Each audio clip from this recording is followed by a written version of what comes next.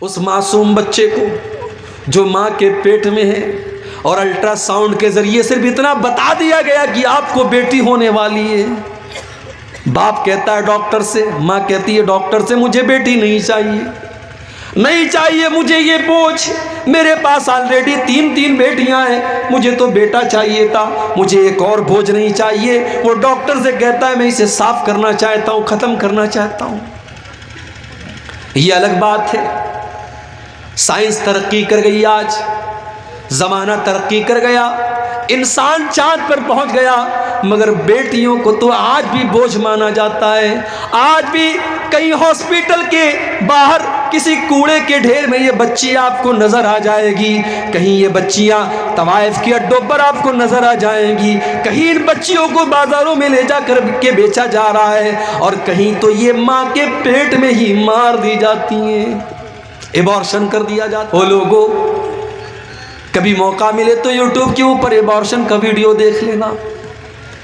وہ لوگ تو بہت بے رحم تھے، وہ بیٹیوں کو پیدا ہونے کے بعد اپنی بیٹیوں کو قتل کر دیتے. آج کا انسان تو اتنا بے رحم ہو چکا ہے کہ وہ تو ماں کے پیٹ میں ہی بیٹیوں کو قتل کر دیتا ہے. ایبارشن کا ویڈیو آپ دیکھیے، اس معصوم بچے کو جو ماں کے پیٹ میں ہے اور الٹرا ساؤنڈ کے ذریعے صرف اتنا بتا دیا گیا کہ آپ کو بیٹی ہونے والی ہے. باپ کہتا ہے ڈاکٹر سے، ماں کہتی ہے ڈاکٹر سے مجھے بیٹی نہیں چاہیے، نہیں چاہیے مجھے یہ بوجھ، میرے پاس آلریڈی تین بیٹیاں ہیں، مجھے تو بیٹا چاہیے تھا، مجھے ایک اور بوجھ نہیں چاہیے. وہ ڈاکٹر سے کہتا ہے میں اسے صاف کرنا چاہتا ہوں، ختم کرنا چاہتا ہوں. ڈاکٹر ایبارشن کرتا ہے. وہ لوگوں ایبارشن کے ذریعے، اس دوا کے ذریعے وہ معصوم بچہ جو ابھی پوری طریقے سے بنا بھی نہیں ہے ماں کے پیٹ میں، اس بچے کے ٹکڑے ٹکڑے کر دیے جاتے ہیں، اس کے ہاتھ پیر توڑ دیے جاتے ہیں، اس کے بدن کی بوٹی بوٹی نوچ کر کے اس کو ماں کے پیٹ میں مار دیا جاتا ہے. یہ آج کے دور کا پڑھا لکھا انسان کر رہا ہے، یہ آج کے دور کا مہذب انسان کر رہا ہے، یہ آج کے دور کا ترقی یافتہ انسان کر رہا ہے. ارے ہم سے اچھے تو وہ لوگ تھے، وہ کم سے کم اپنی بیٹیوں کو پیدا تو ہونے دیتے تھے، وہ دنیا کی شکل دیکھنے تو دیتے تھے. ہم تو اتنے بے رحم ہو گئے، ہم نے ماں کے پیٹ میں ہی بچیوں کو قتل کر ڈالا. حساب دینا پڑے گا قیامت کے دن. وَإِذَا الْمَوْءُودَةُ سُئِلَتْ بِأَيِّ ذَنبٍ قُتِلَتْ، کل قیامت کے دن اس معصوم بچی سے پوچھا جائے گا تیرے ماتا پتا نے، تیرے ماں باپ نے تجھے کس جرم کی سزا دی، کیوں تجھے قتل کیا. نبی اکرم کے پاس ایک صحابی آتے ہیں، صحیح ابن حبان کی صحیح روایت ہے. ایک صحابی آتے ہیں، اے اللہ کے نبی، اسلام لانے کے پہلے میں نے بہت سارے پاپ کیے، میں نے بہت سارے گناہ کیے، مگر ایک پاپ مجھے اپنا بار بار یاد آتا ہے. کون سا پاپ تم نے کیا؟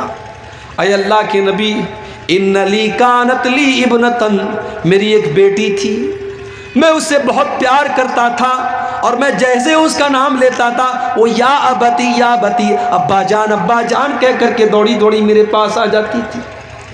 قوم کے لوگ مجھے تانا مار رہے تھے، تم غلط کر رہے ہو، تم سماج کے خلاف جا رہے ہو، تم بیٹی کی پرورش کر رہے ہو، تم بیٹی کو پال رہے ہو. اے اللہ کے نبی، میں سماج کے تانے سن کر کے تنگ آ گیا. ایک دن میں نے بیٹی کو بلایا، ہاں یہ بیٹی ہی تو ہے جو باپ کے ایک بار بلانے پر دوڑی دوڑی چلی جاتی ہے، شادی کے بعد بھی اپنے مائکے میں رہتی ہے. ماں کا فون جاتا ہے، تیرے ابو کی طبیعت بڑی خراب ہے. بیٹی اپنے سسرال میں اپنے سارے کام دھام چھوڑ کر کے اپنے بیمار باپ کو دیکھنے آ جاتی ہے. اور وہ بیٹا جس کے پیدا ہونے پر باپ نے بڑی مٹھائیاں بانٹی تھی، وہ بیٹا اپنے باپ کو دم توڑتے ہوئے دیکھ کر کے بھی اپنے کام میں لگا رہتا ہے، اسے اپنے باپ کی حال چال لینے کی فکر بھی نہیں ہے. او لوگوں، تم نے بیٹیوں کے اوپر بیٹوں کو ترجیح دی ہے، تم نے بیٹوں کو مقدم کیا ہے، لیکن سماج کی حقیقت یہ کہ بیٹیاں اپنے ماں باپ سے زیادہ پیار کرتی ہیں. صحابی کہتے ہیں اللہ کے نبی، میں نے بیٹی کو آواز دی، وہ دوڑی دوڑی میرے پاس آئی، میں نے اس کا ہاتھ پکڑا، گھر کے باہر لے کے گیا، کچھ دور گیا، کچھ فاصلے پر گیا، ایک کنویں کے پاس پہنچا، ایک کنویں کے پاس پہنچا اور میں نے اپنی بیٹی کو اس کنویں کے اندر دھکا دے دیا، اور جب میں نے اپنی بیٹی کو اس کنویں کے اندر دھکا دیا، آخری لفظ جو بیٹی کی زبان سے نکلا وہ کہہ رہی تھی یا ابتی یا ابتی، اے ابا جان، اے ابا جان، گویا کہ وہ مجھ سے سوال کر رہی تھی، اے ابا جان اس معصوم کی خطا کیا ہے، اس معصوم کی غلطی کیا ہے، کس جرم کی سزا اپنی بیٹی کو دے رہے ہو؟ اے اللہ کے نبی، آج بھی اپنی اس بیٹی کا یہ جملہ آج بھی میرے کان میں گونجتا ہے، وہ جب یا ابتی کہہ کر کے دنیا سے گئی تھی، وہ آواز آج بھی میرے کانوں میں گونجتی ہے۔ صحابی یہ بیان کرتے ہیں، آنکھوں سے آنسو بہ رہے، اور اللہ کے پیارے نبی کی آنکھوں سے بھی آنسو بہ رہے، اللہ کے نبی بھی رو رہے۔ صحابہ کہتے تو نے اللہ کے نبی کو غمگین کر دیا، تو نے اللہ کے نبی کو دکھی کر دیا۔ اللہ کے پیارے نبی صلی اللہ علیہ وسلم فرماتے ہیں نہیں کوئی بات نہیں، انہوں نے تو اپنے دل کی بات بیان کی ہے، ان کو بیان کرنے دو۔ پھر اللہ کے پیارے نبی اپنے صحابی سے کہتے ہیں او میرے پیارے صحابی، اسلام لانے کے بعد تم نے پچھلے جتنے گناہ کیے اللہ نے سارے کے سارے گناہوں کو معاف کر دیا ہے، جب تم نے سچی توبہ کر لی، تم اسلام لے آئے تو پچھلے سارے پاپ تمہارے معاف ہو گئے۔ میرے نبی ان رسم و رواج کو توڑنے کے لیے آئے تھے۔ ہم اور آپ رسم و رواج کو توڑ نہیں رہے ہیں، رسم و رواج کو نبھا رہے ہیں میرے بھائی۔ یہی شیرسابادی قوم ہے، ماشاءاللہ 99% اہل حدیث قوم ہے، لیکن آج ہماری قوم کے اندر بھی جہیز کا لین دین ہوتا ہے کہ نہیں ہوتا ہے؟ ہماری قوم کے اندر بھی بیٹیوں کا سودا ہوتا ہے کہ نہیں ہوتا ہے؟ کیوں میرے بھائیوں، کیوں آپ نے غریب باپ کی بیٹی کو بوجھ کیوں بنا دیا؟ آج غریب باپ اپنی بیٹی کی شادی کرنے کے لیے بینک سے لون لے رہا ہے، ذمہ دار کون ہے؟ آج غریب باپ جو روز کمانے والا اور محنت مزدوری کرنے والا ہے، اس کی بیٹیاں جوان ہو گئی ہیں، شادی کے قابل ہو گئی ہیں، مگر اس کے پاس اپنی بیٹیوں کی شادی کا انتظام نہیں ہے، ان کو جہیز میں دینے کے لیے پیسے نہیں ہیں، اس غریب باپ کو مجبور کرنے والے ہم اور آپ ہیں۔ صحابہ کے دور میں تو ایسا نہیں ہوتا تھا۔ صحابہ کے دور میں بیٹی کے باپ کے اوپر کوئی بوجھ نہیں ہوتا تھا۔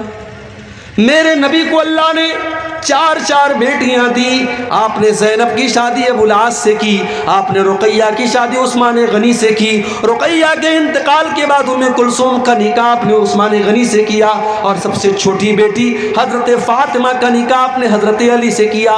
چار بیٹیاں تھی، چاروں بیٹی کا نکاح آپ نے سنت طریقے سے کیا، نہ کوئی بارات آئی، نہ کوئی جہیز دیا، نہ کوئی سامان کا لین دین ہوا، بس مہر طے ہوا اور آپ نے نکاح کر دیا۔ ہاں، جب حضرت فاطمہ کا نکاح کیا تو چونکہ داماد جو تھے حضرت علی، وہ بھی اللہ کی نبی کے گھر کے اندر رہتے تھے، وہ ایک طرف سے داماد بھی تھے اور ایک طرف سے بیٹے کی حیثیت بھی رکھتے تھے، کیونکہ ابو طالب کے انتقال کے بعد اللہ کے نبی ہی حضرت علی کی پرورش کرتے تھے، تو حضرت علی کے گارجین بھی اللہ کے نبی تھے، تو ایک طرف آپ سسر بھی تھے اور ایک طرف باپ بھی تھے۔ آپ نے سسر کی حیثیت سے نہیں، آپ نے باپ کی حیثیت سے، حضرت علی کی نئی گرستی تھی، نیا گھر تھا، آپ نے گھر بسانے کے لیے جب اپنی بیٹی کی آپ شادی کرنے لگے، آپ نے ایک بستر دیا، آپ نے ایک تکیہ دیا، آپ نے پانی کا ایک مشکیزہ دیا، آپ نے یہ ضرورت کے چند سامان دیے۔ اگر یہ جہیز تھا تو اللہ کے نبی نے اپنی باقی 3 بیٹیوں کو جہیز کیوں نہیں دیا؟ ہم رسم و رواج کو نبھا رہے ہیں، رسم و رواج کو نبھا رہے ہیں، اور نتیجہ یہ ہے میرے بھائیوں کہ آج سماج کی نظر میں بیٹی بہت بڑا بوجھ بن چکی ہے، اور بیٹی کی پرورش اور بیٹی کی پیدائش پر اچھے لوگوں کی ماتھوں پر، پیشانیوں پر پل پڑ جاتے ہیں۔ بیٹیاں بوجھ نہیں ہیں۔ اگر یہ بیٹی بوجھ ہوتی تو اللہ کے نبی یہ نہ فرماتے من کان لہو ثلاث بنات، جس کی 3 بیٹیاں ہوں، جس کی 3 بہنیں ہوں، اور اپنی 3 بہنوں اور 3 بیٹیوں کے ساتھ وہ اچھا سلوک کرے، تو وہ بیٹیاں اور وہ بہنیں اپنے بھائی کو اور اپنے ماں باپ کو جہنم کی آگ سے بچائیں گی۔ اور ایک حدیث میں اللہ کے نبی نے فرمایا من آل جاریتین حتی تبلغا، جس نے 2 بیٹیوں کی پرورش کی، وہ بیٹیاں جوان ہو گئیں، ان کا نکاح کر دیا، ان کی ذمہ داریوں کو نبھا دیا، تو وہ بیٹیاں اپنے ماں باپ کے لیے کتنا بڑا کام کریں گی۔ اللہ کے نبی فرماتے ہیں وہ بیٹیوں کا باپ قیامت کے دن میرے ساتھ ایسے رہے گا جیسے یہ دونوں انگلیاں اپنے ایک دوسرے کے ساتھ لگی ہوئی ہیں۔ بیٹی کی پرورش کرنے والا نبی کے ساتھ رہے گا۔ ہاں یہ الگ بات ہے اور یہ سچائی بھی ہے، بیٹوں کے مقابلے میں بیٹی کی پرورش مشکل کام ہے۔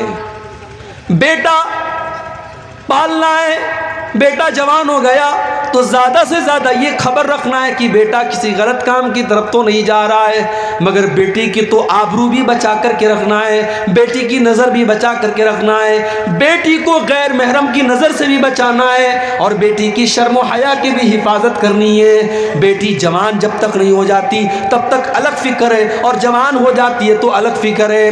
اس لیے اللہ کے نبی نے فرمایا من ابتلی من هذه البنات شيئا كن له سترا من النار، جس کو اللہ تعالیٰ بیٹی دے کر کے آزماتا ہے اور اس امتحان میں وہ کھرا اترتا ہے، اللہ تبارک و تعالیٰ اس بیٹی کے ماں باپ کو جہنم کی آگ سے بچائے گا۔ میرے بھائیوں، اللہ کے نبی رسم و رواج کی بیڑیوں سے ہمیں آزاد کرنے آئے تھے۔ اسی بھارت کی سرزمین پر ستی پرتھا تھی۔ شوہر کے مرنے کے بعد جب شوہر کی چتا جلائی جاتی تھی تو پتنی کو بھی اس کے ساتھ جلا دیا جاتا تھا۔ عرب کی سرزمین پر شوہر کے مرنے کے بعد بیوی کو 1 سال تک ایک کمرے میں بند کر دیا جاتا تھا، اسی میں لیٹرین کرتی تھی، اسی میں پیشاب کرتی تھی، بال بڑے بڑے ہو جاتے تھے، جسم گندا اور مہکنے لگتا تھا۔ 1 سال تک وہ عورت عدت گزارتی تھی اور ایک کمرے میں اس کو بند کر دیا جاتا تھا۔ اسلام نے آ کر کے ان رسم و رواج کو ختم کیا۔ اللہ کے نبی کے دور کے پہلے نکاح کا بھی کوئی سسٹم نہیں تھا، جیسے آج آفتاب اور شردا کا معاملہ چلا، لیو ان ریلیشن شپ۔ آج بڑے بڑے شہروں میں لیو ان ریلیشن شپ بھی چل رہی ہے، لڑکے اور لڑکی آپس میں رہ رہے ہیں، نکاح بھی نہیں ہے، شادی بھی نہیں ہے، کوئی تعلق نہیں ہے، لیکن میاں بیوی کی طرح، شوہر کی بیوی کی طرح وہ ساتھ میں رہ رہے ہیں، اور بھارت کا قانون بھی ان کو اجازت دیتا ہے۔ ہو لوگوں، یہ لیو ان ریلیشن شپ تو کتے اور کتیا کرتے ہیں، یہ جانور کرتے ہیں، انسان کے درمیان لیو ان ریلیشن شپ نہیں چلتی۔ انسان تو نکاح کرتا ہے، میرے نبی تو نکاح کا پیغام لے کر کے آئے، میرے نبی کی شریعت میں لیو ان ریلیشن شپ کی کوئی گنجائش نہیں ہے۔ آپ نے نکاح کا حکم دیا ہے اور آپ نے یہاں تک فرمایا لم ترا للمتحابین مثل النکاح، نکاح کے جیسی 2 لوگوں کے درمیان محبت پیدا کرنے والی کوئی چیز نہیں ہے۔ جو محبت نکاح کے ذریعے پیدا ہوتی ہے وہ محبت دنیا میں کہیں پیدا نہیں ہو سکتی، کیونکہ یہ سچی محبت ہوتی ہے۔ یہ کسی ہوٹل میں، کسی پارک میں، کسی ریسٹورنٹ میں پیدا نہیں ہوتی، یہ اللہ کے کلام کی بنیاد پر جو نکاح کے ذریعے جو محبت پیدا ہوتی ہے، اٹوٹ محبت ہوتی ہے، سچی محبت ہوتی ہے۔ اسلام نے نکاح کو حکم دیا تو اللہ کے نبی دنیا میں رسم و رواج کی زنجیروں سے ہمیں آزاد کرنے کے لیے آئے تھے۔ اتنی خصوصیات بیان کرنے کے بعد اللہ نے فرمایا کہ اے مسلمانوں، اتنا پیارا نبی ہم نے تم کو دیا، اب اس نبی کے اوپر تمہیں 4 کام کرنا ہے۔ 4 کام کر لو تم کامیاب ہو جاؤ گے۔ فَالَّذِينَ آمَنُوا بِهِ، پہلا کام تو یہ کرنا ہے کہ اس نبی کے اوپر تمہیں ایمان لانا ہے۔ اگر کوئی لا الہ الا اللہ پڑھتا ہے لیکن محمد الرسول اللہ نہیں پڑھتا ہے تو وہ جنت میں نہیں جا سکتا، اس لیے کہ اللہ کے نبی کے اوپر ایمان لانا ضروری ہے۔ ابو طالب نبی کا ساتھ بھی دے رہے تھے، نبی کا سپورٹ بھی کر رہے تھے، لیکن وہ نبی کے اوپر ایمان نہیں لائے۔ جب ابو طالب کا آخری ٹائم آیا، جب ان کے انتقال کا آخری ٹائم آیا، اللہ کے نبی اپنے چچا کے پاس جاتے ہیں اور بخاری کے الفاظ ہیں، آپ کہتے ہیں یا امی قل لا الہ الا اللہ، اے چچا جان لا الہ الا اللہ پڑھ لیجئے، کلمہ پڑھ لیجئے، مجھے اللہ کا نبی مان لیجئے، میں وعدہ کرتا ہوں کہ اس کلمے کے ذریعے آپ اللہ تعالیٰ کیا جہنم کی آگ سے بچ جائیں گے۔ چچا کے درمیان، چچا کے منہ سے کلمہ نکلوانا چاہتے تھے اللہ کے، مگر وہاں پہ 2 گرو گھنٹال بیٹھے تھے، ایک ابو جہل بیٹھا تھا، ایک عبداللہ ابن ابی امیہ بیٹھا تھا۔ یہ 2 برے لوگ بیٹھے تھے، یہ 2 کافر لوگ بیٹھے تھے۔ ان لوگوں نے ابو طالب کو باپ دادا کا نام دے سنا کر کے گمراہ کیا۔ انہوں نے کہا اترغب عن ملت عبد المطلب، اے ابو طالب خبردار، کیا تم اپنے باپ دادا کا طریقہ چھوڑ دو گے؟ کیا تم اپنے باپ دادا کے مذہب کو چھوڑ دو گے؟ پتہ یہ چلا کہ کبھی کبھی برے لوگوں کی صحبت انسان کو سچائی کی طرف جانے نہیں دیتی. اسی لیے اللہ کے نبی فرماتے ہیں المرء علی دین خلیلہ فلینظر احدکم من یخالل. انسان اپنے دوست کے دین پر ہوتا ہے، لہٰذا کس سے دوستی کر رہے ہو یہ تم غور کر لیا کرو. آپ کی لڑکی کالج میں جاتی ہے، اس کی سہیلیاں کیسی ہیں ذرا پتہ لگا لو. کہیں ایسا تو نہیں کہ کوئی بدچلن لڑکی اس کی سہیلی ہے، کوئی بدکار لڑکی اس کی سہیلی ہے. جب ایسی لڑکی کے ساتھ آپ کی بیٹی اٹھے گی، بیٹھے گی اور پڑھے گی تو ہو سکتا ہے کہ اس کا رنگ آپ کی بیٹی کے اوپر بھی اتر جائے. آپ کا بیٹا کن لوگوں کے ساتھ اٹھتا بیٹھتا ہے، آپ کن لوگوں کے ساتھ اٹھتے بیٹھتے، اپنی کمپنی اور اپنی سنگت کو سنوار لو، سدھار لو. ابو طالب نے کلمہ نہیں پڑھا. یہ دو گرو گھنٹال جو بیٹھے تھے، انہوں نے باپ دادا کا نام لے کر کے بہکانا شروع کیا. اور بخاری کے الفاظ ہیں، آخری لفظ جو ابو طالب کی زبان سے نکلا وہ کیا نکلا؟ علی ملت عبد المطلب، میں عبد المطلب کے مذہب پر دنیا سے جا رہا ہوں. کلمہ نہیں پڑھ پائے. اللہ کے نبی کہتے ہیں میرے چچا ابو طالب بھی جہنم میں جائیں گے. انہوں نے میرا ساتھ دیا تھا، ان کو ہلکا عذاب دیا جائے گا، ان کو جہنم میں آگ کی جوتی پہنائی جائے گی جو پیر میں پہنی جائے گی اور دماغ اس سے کھولے گا. یہ سب سے ہلکا عذاب ہوگا جو ابو طالب کو دیا جائے گا. طالب کے قصے نے حقیقت کھول کر رکھ دی.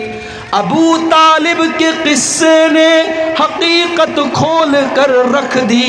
نہ ہو آنکھیں تو گھر کی روشنی سے کچھ نہیں ہو. اللہ کے نبی کے چچا ہیں مگر نبی کے اوپر ایمان نہیں لائے. تو پہلی جو شرط ہے وہ ایمان ہے. ہمارے یو پی کے اندر ایک جگہ ہے فتح پور، الہ آباد اور کانپور کے بیچ میں ایک جگہ ہے فتح پور. وہاں کے ایک بہت بڑے سوامی جی ہیں. سوامی جی کا نام ہے سوامی لکشمی شنکراچاریہ. بڑے بڑے جلسوں میں ان کو بلایا جاتا ہے، فلائٹ کا ٹکٹ دے کر کے، ہزاروں لاکھوں کی رقم دے کر کے مسلمان ان کو جلسوں میں بلاتے ہیں. سوامی جی جلسے میں آتے ہیں، بڑی اچھی تقریر کرتے ہیں، اللہ کے نبی کی تعریف کرتے ہیں. مسلمان بیچارہ خوش ہو جاتا ہے، ارے یہ تو سوامی جی ہیں، یہ تو پنڈت جی ہیں، ماتھے پر ٹیکا لگائے ہوئے ہیں اور یہ اسلام کی تعریف کر رہے ہیں، ہمارے نبی کی تعریف کر رہے ہیں. سوامی جی تقریر کر کے، تعریف بٹور کر کے اور فلائٹ کے ٹکٹ کو لے کر کے چلے جاتے ہیں، لمبا چوڑا پیسہ لے کر کے چلے جاتے ہیں. او لوگو، ہماری عوام کتنی نادان ہے، ہماری عوام کتنی پاگل ہے کہ وہ اپنے مولویوں اور اپنے علماء کے منہ سے بھی اپنے نبی کی تعریف سننا نہیں چاہتی. اسے نبی کی تعریف بھی کسی سوامی کے منہ سے اچھی لگتی ہے. میں کہتا ہوں اگر سوامی لکشمی شنکراچاریہ کو اسلام اتنا ہی پسند ہے اور اللہ کے نبی کی سیرت اتنی ہی پسند ہے کہ وہ جلسوں میں گھوم گھوم کر کے تقریر کر رہا ہے وہ انسان، تو وہ اسلام قبول کیوں نہیں کر رہا ہے؟ ایک صاحب بتانے لگے اسی بہار کے کہ ایک جگہ میں نے سوامی جی سے پوچھا کہ آپ اللہ کے نبی کے اوپر ایمان کیوں نہیں لاتے؟ تو سوامی جی کہتے ہیں یہ میرے اور میرے رب کے بیچ کا معاملہ ہے. یہ آپ کے اور آپ کے رب کے بیچ کا معاملہ نہیں، آپ کے پیٹ کا معاملہ ہے. یہ آپ کے پیٹ کا معاملہ ہے. جسے نبی کی تعریف کرنا ہے، جسے اسلام کی تعریف کرنا ہے اور جسے اسلام اتنا پسند ہے کہ پورے بھارت میں گھوم کر کے وہ اسلام کی تعریف کر رہا ہے، وہ اسلام قبول کیوں نہیں کر رہا ہے؟ اس کا مطلب وہ ایک بہروپیہ ہے جس نے اس کو ایک پیشہ بنا لیا، ایک پروفیشن بنا لیا، ایک دھندا بنا لیا کہ مجھے اپنے حلقے میں اور اپنے لوگوں میں تو کوئی نہیں پوچھ رہا ہے، چلو مسلمان اپنے جلسوں میں بلا رہا ہے اور میری ایک انکم چل رہی ہے، چلو میں اسی میں لگا رہوں گا. تو نبی پر ایمان لانا یہ شرط ہے میرے بھائی. فالذین آمنوا بہ، جو لوگ نبی کے اوپر ایمان لائے، وعزروہ، اور جنہوں نے نبی کا احترام کیا، نبی کا سمان کیا. نبی کا سمان بھی آپ کو کرنا ہے. بہت سارے لوگ کہتے ہیں کہ صاحب نبی ہمارے جیسے تھے. ہمارے بہت سارے دوسرے بھائی کہتے ہیں کہ یہ اہل حدیث لوگ نبی کو اپنے جیسا بولتے ہیں. سن لو، جو نبی کو اپنے جیسا مانتا وہ اہل حدیث نہیں ہے. اللہ کی قسم نبی ہمارے جیسے نہیں تھے. نبی انسان تھے مگر ہمارے جیسے نہیں تھے. ہم جب سو جاتے ہیں ہماری آنکھیں بھی سو جاتی ہیں، ہمارا دل بھی سو جاتا ہے. اللہ کے نبی فرماتے جب میں سوتا ہوں تنام عینی ولا ینام قلبی، میری آنکھیں سوتی ہیں مگر میرا دل نہیں سوتا. دل نہیں سوتا ہے، آنکھیں سوتی ہیں. اللہ کے نبی نماز پڑھا رہے، صحابہ سے کہتے ہیں اپنی صفیں سیدھی کر لو. فَإِنِّي أَنظُرُ مِنْ وَرَائِي، میں اپنے پیچھے بھی دیکھتا ہوں، پیچھے بھی دیکھتا ہوں. اللہ کے نبی صحابہ سے کہتے ہیں میں غصے میں بھی کوئی ایسی بات نہیں کہتا ہوں جو حق کے خلاف ہو. آپ کے پسینے سے خوشبو آیا کرتی تھی، آپ کے اوپر آپ کی مٹھی میں کنکر کلمہ پڑنے لگتا تھا، اور پیڑ اور پودے آپ کو سلام کرنے لگتے تھے. آپ کا سینہ چاک کر کے آپ کے دل کو زمزم سے دھویا گیا، آپ کو معراج کے اوپر لے کے جایا گیا. آپ ہمارے جیسے نہیں تھے میرے بھائیوں، آپ انسان ضرور تھے، مگر اللہ تعالیٰ نے بہت ساری وشیشتاؤں سے اور بہت ساری خصوصیات سے آپ کو نوازا تھا. لہٰذا جو لوگ یہ کہتے ہیں کہ نبی ہمارے جیسے تھے، وہ اپنی غلط فہمی دور کر لیں. اللہ کے نبی مقام اور مرتبے اور درجے میں اور خصوصیات میں ہم سے بہت الگ تھے. ہاں انسان تھے آپ. اگر کوئی آپ کو انسان نہیں مانتا ہے تو یہ اس کی بہت بڑی غلطی ہے، یہ بہت بڑی نادانی. تو پہلا کام کیا کرنا ہے؟ بولو بھائی، نبی پر ایمان لانا ہے، اور دوسرا کام کرنا ہے نبی کا آپ کو سمان کرنا ہے، نبی کی عزت کرنی ہے، نبی کی رسپیکٹ کرنی ہے. مگر یہاں ایک چیز نوٹ کر لیجیے، نبی کا احترام اور نبی کا سمان اپنی جگہ ہے، مگر نبی کے مقام کو اتنا نہ بڑھاؤ کہ ان کو اللہ کے مقام تک لے کے چلے جاؤ. عیسائی لوگ بھی تو حضرت عیسیٰ کو مانتے ہیں، بہت مانتے ہیں، مگر ان کی محبت ان کے کام نہیں آئے گی، کیونکہ وہ عیسیٰ علیہ السلام کو سن آف گاڈ مانتے ہیں، اللہ کا بیٹا مانتے ہیں. اور یہ بہت بڑی گالی ہے جو وہ اللہ کو دیتے ہیں، اس سے بڑی گالی اللہ کے لیے کوئی نہیں ہو سکتی. اسی لیے اللہ کے نبی فرماتے لا تطرونی کما اطرت النصارى عیسی ابن مریم، او لوگو تم مجھے اتنا نہ بڑھانا جتنا عیسائیوں نے عیسیٰ ابن مریم کو بڑھایا تھا. انما انا عبد، میں تو اللہ کا بندہ ہوں. فقولوا عبد اللہ ورسولہ، تو مجھے اللہ کا بندہ ہی کہا کرو، اللہ کا رسول ہی کہا کرو. اللہ کے نبی اپنی ساری خوبیوں کے باوجود اللہ کے بندے تھے، اور بندے کا کمال یہی ہے کہ بندے کو بندہ کہا جائے. اگر کوئی اللہ کے مقام تک اللہ کے نبی کو پہنچانے کی کوشش کرتا ہے تو یہ بہت بڑا گناہ ہے اور آپ کی شان میں غلو ہے. تو دو چیزیں میں نے بیان کر دی، دو چیزیں اور بیان کر کے بات ختم کرتا ہوں. نبی پر ایمان لانا ضروری ہے، نبی کا احترام کرنا ضروری ہے، اور تیسری چیز وَنَصَرُوهُ، اور نبی کی مدد کرو. میرے بھائیوں، نبی کی مدد ہم کیسے کریں گے؟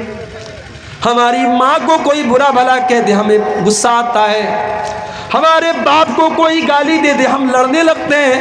ہمارے نبی بھی تو ہمارے چہتے ہیں. اگر ہمارے نبی کا کوئی کارٹون بناتا ہے، کوئی ہمارے نبی کی توہین کرتا ہے، کوئی ہمارے نبی کے بارے میں غلط زبان استعمال کرتا ہے، اس کے اوپر بھی ہمیں غصہ آنا چاہیے. اس کے خلاف بھی ہم قانون کے دائرے میں رہ کر کے کارروائی کریں، اور ہم کوشش کریں کہ نبی کی توہین کرنے والا اپنے انجام تک پہنچے.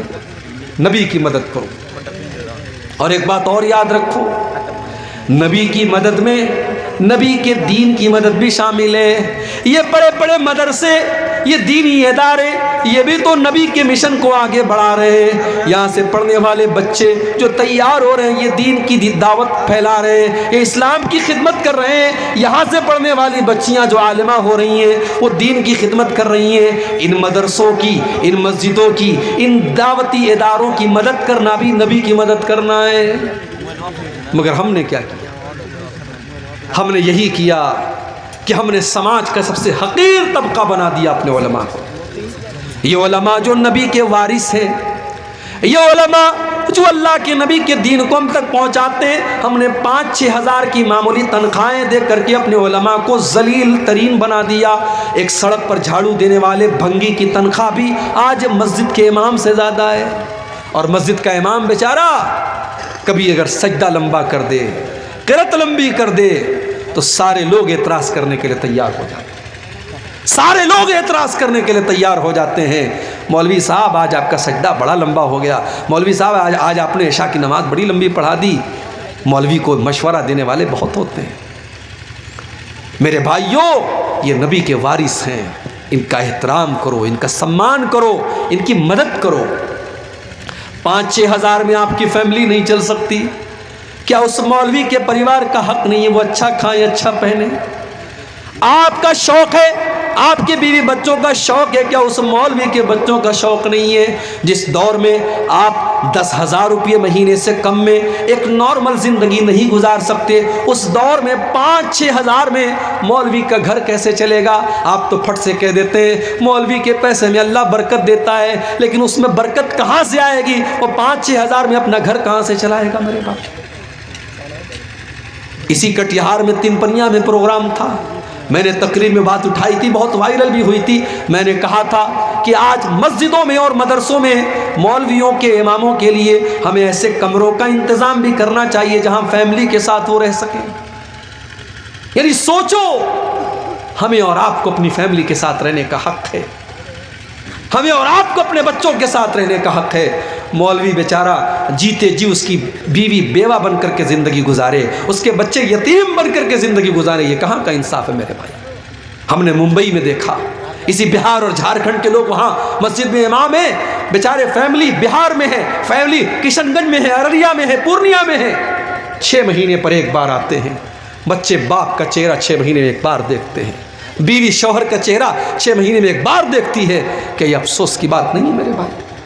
ہمیں اپنے مولویوں کے لیے، اپنے ائمہ کے لیے، اپنے اساتذہ کے لیے فیملی کوارٹر کا انتظام کرنا چاہیے۔ جو حق ہمارا ہے وہ ان علماء کا بھی ہے۔ اللہ نے کہا اپنے نبی کی مدد کرو، نبی کی مدد میں نبی کے دین کی مدد بھی شامل ہے، نبی کے مشن کی مدد بھی شامل ہے، نبی کے وارثوں کی مدد بھی شامل ہے۔ تو پہلا کام کیا کرنا ہے؟ نبی پر ایمان لانا ہے۔ دوسرا کام نبی کا سمان کرنا ہے۔ تیسرا کام نبی کی مدد کرنی ہے۔